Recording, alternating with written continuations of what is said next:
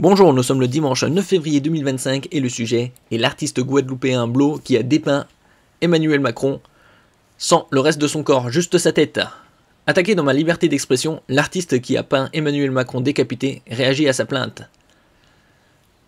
Après la plainte d'Emmanuel Macron la semaine dernière en Guadeloupe, l'artiste qui a réalisé la peinture incriminée sort du silence.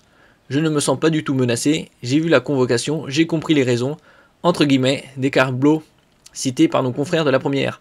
Je ne vois aucune légitimité dans cette attaque, je ne me sens limite attaqué dans ma liberté d'expression et j'attends de voir.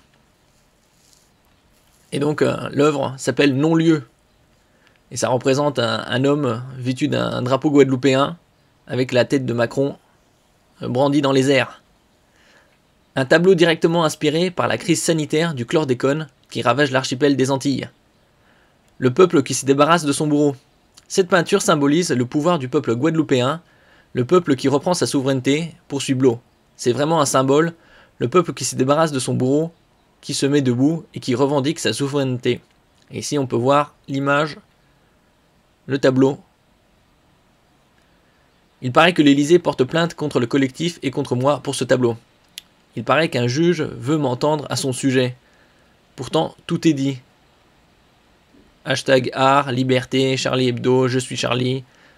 Boss Blo Art, Boss Blo Musique, pour toi Guadeloupe, France, justice, injustice, monarchie, intimidation, répression. N'oubliez pas de vous abonner pour plus de news nationales, européennes et internationales sur ce monde merveilleux dans lequel nous vivons. Il y a quelques années, il y avait une peinture murale où Macron a été dépeint en marionnette de Jacques Attali. Et lors d'une manifestation, il y avait également une image de Macron avec une moustache carrée. Résultat, 10 000 € d'amende. Un débat sur la liberté de conscience. Interrogé par la première, maître Patrice Tacita, qui le défend, il voit lui un débat sur la liberté de conscience de l'artiste, mais le débat de la liberté de l'homme qui donne son opinion et se bat avec ses armes.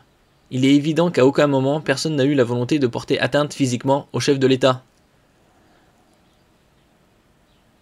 Apparemment, l'Élysée porte plainte contre moi pour ce tableau, avait réagi l'artiste Blo sur Facebook en apprenant la nouvelle. Je sais pas quoi penser. Samedi, il a posté sur le même réseau social une simple photo de son pinceau avec cette légende « L'arme du crime ». Merci pour votre écoute et à la prochaine.